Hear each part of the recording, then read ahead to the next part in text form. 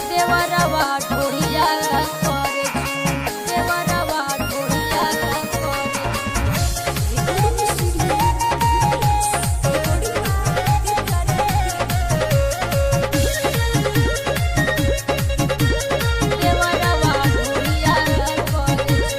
फोनवा पे बतिया बतावा है रानी, बात उदास कमन बाटे परेशानी। देवरवा ढोलिया करे फोनवा पे बतिया बतावो ए रानी, बाड़ी उदास कमन बाटे परेशानी।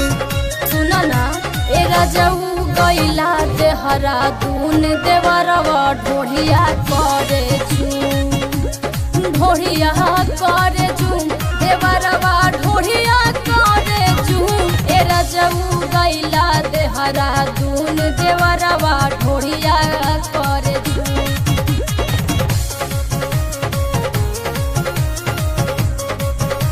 देवरवा ढोलिया करे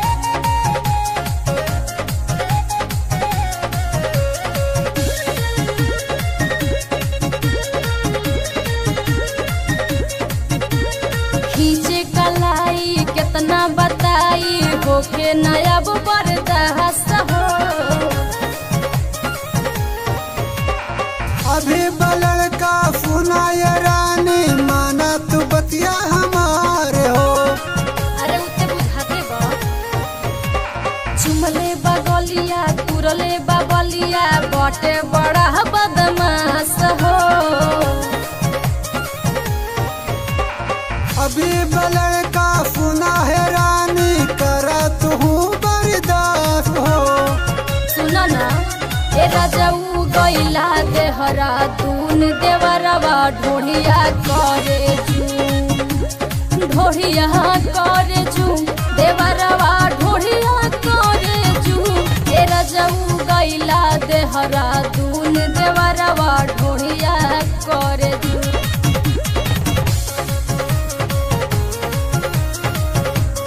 देवरवा ढोलिया करे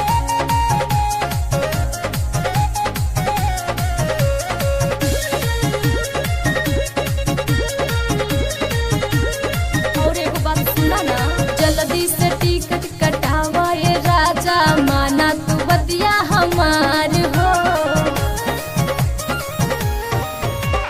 हरि राम बतिया कहाँ ये प्यारी, आवा तभी तत्काल हो। सैया त्रिपुरारी धरा तू गाड़ी, कहेली धनिया तोहार हो। हरि राम बतिया कहाँ है प्यारी, आवा तनी तत्काल हो।